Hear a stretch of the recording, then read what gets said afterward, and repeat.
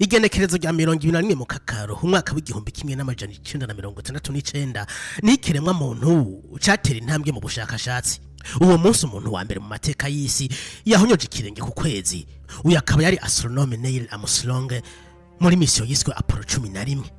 Mission Apollo 11 yari mission yo kwiheba kuko byasa no kwambara igisasu gishobora guturika umwanya n'umwanya. Leta zunze ubumwe za Amerika zari hayihangiro ryo kuba bambere mu guhonyoza ikirenge ku kwezi.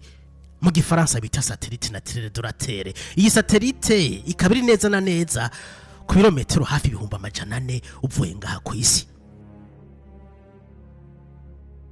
Inyuma ya mission Apollo 11 kugeza kuri Apollo 17 yabaye mu mwaka w'igihumbi kimwe n'amajana 972, iyindi mission Artemis ya kabiri yarayishitswe mu bikorwa. Kwigenekerezo rya mbere ndamukiza uyu mwaka w'ibihumbi 2026 leta zunze ubumwe za Amerika zongeye kurungika umuntu ku kwezi. None mu byukuri inyuma y'imyaka 50 bongeye gusubira ku kwezi gukora iki? Iyi mission Artemis ya kabiri iyo bigamije iki? Fyonda like na subscribe. Tubanze dusubire mu mwaka w'igihumbi kimwe n'amajana 969 muri leta zunze ubumwe za Amerika. Hari neza na neza ku igenekerezo ya 19 Nyakanga mu kirere ca Florida. Abanyamerika bariko bitegereza icogajuru Saturn 5 cariko cogoga ikirere kigana ku kwezi. Mu gahinga kanyaga nandatamuro numwe yari bigira honyotse ikirenge.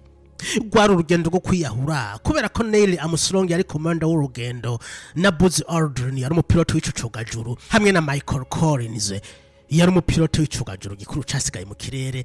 Ntibari bazi neza ko bazogaruka ku mubumbe w'isi. Nubwo hari hakozwe ubushakashatsi bunoze, amahirwe yo kutagaruka ku isi yari 50%.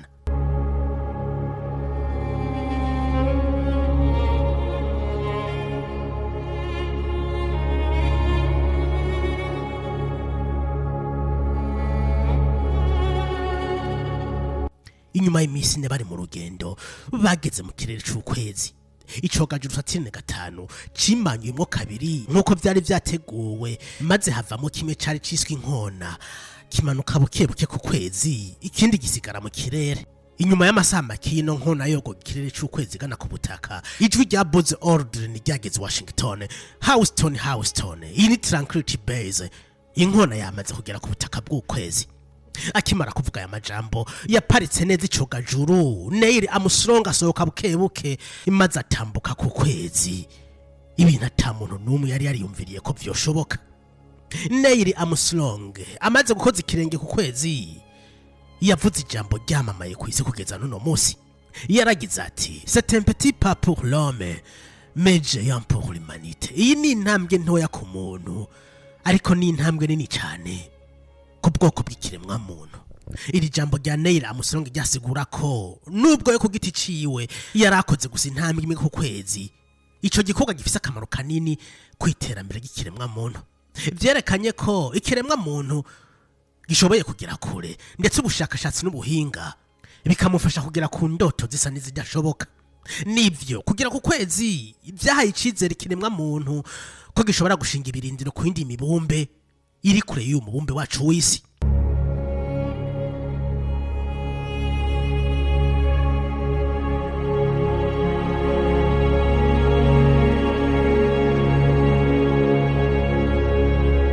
Mu mwaka w'ibihumbi 2022 Amerika muri mission Artemis ya mbere yarungitse icogajuru gishasha canaza citwa Orion.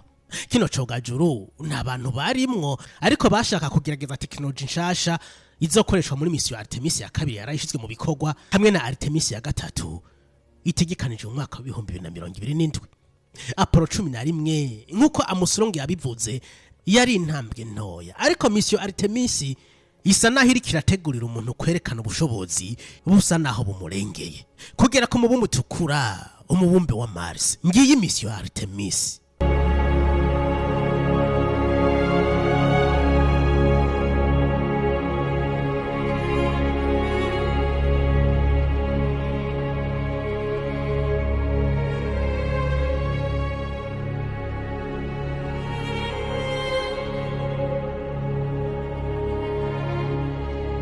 Artemis ya kabiri yarungise abastronome 4, abagabo 3 n'umukenyezi umwe, ariko bano ntibazohonyoza ikirenge ku kwezi, ahubwo bazozunguruka ikirere caho mu rwego rwo gukora ubushakashatsi bukomeye butegura mission Artemis ya gatatu. Ibi bigenze nkuko byateguwe, Artemis ya gatatu izotwara abantu batandatu. Abantu bazogarukira mu kirere c'ukwezi gusa, bazoshika ku butaka ndetse bahubaka ama centre d'entraînement canke ibigo by'imyimenyerezo yo gushikana umuntu ku mubumbe wa Mars. Artemis ni urugendo rudasanzwe rugana ku mubumbe wa Mars, aho umuntu azokura escale kuri iyi satellite yerekeza umubumbe w'isi twita ukwezi. Ibigo by'ubushakashatsi nka NASA, SpaceX na European Space Agency ibihaye ihangiro ko hagati y'umwaka w'ibihumbi 2030 n'umwaka w'ibihumbi 2040 ikiremwa muntu kizoba camaze kugera ku mubumbe wa Mars. Narabahaye video ivuga ko vyago uyu mubumbe wacu mwidushobora kugira ibyago bishobora gushira ubuzima kwihereza muri kazoza. Mission Artemis rero niyo korokura ikiremwa muntu. Ntibishoboka ko tuzimangana nkuko ibindi biremwa byazimanganye birazima burundu. Haraheze imyaka miliyoni 65. Ico gihe umuntu ntiyari bwagere ku isi. Uyu mubumbe wacu maze imyaka miliyari 4 n'igice wagenzurwa n'ibiremwa byitwa dinosaur. Bino biremwa rero byarazimanganye burundu ibivuye ku isanganya ryabaye ico gihe. Ikibuye kinini cyane cyari kivuye muri centre d'asteroide ani hagati y'umubumbe wa Mars na Jupiter cisekuye ku isi imaze giteza ibyago byatumye dinosaur zizimangana burundu. Ibi byago rero abashakashatsi babona ko biriko biragura muri no misi. Turetse ibibuye bishobora kugonga isi, mwarumvise bavuga Apophis, ikibuye kinini cyane gishobora kugonga isi mu mwaka wa 2029 canke mu mwaka wa 2036. Hari n'ibindi byago bishobora gutuma ubuzima ku isi buzimangana. Aha twovuga ihindagurika ry'ibihe, aho no mubumbe wacu uri kurashuha ku rugero ruteye ubwoba. None ikibazo twokwibaza, ibigo nka SpaceX, NASA, Agence Spatiale Européenne ubwo bazoshobora kurokora ikiremwa muntu mu kugishakira ubuhungiro ku yindi mibumbe bahereye ku mubumbe wa Mars? Nyandikira muri commentaire kubibona, kandi ntiwibagire gufyonda like na subscribe.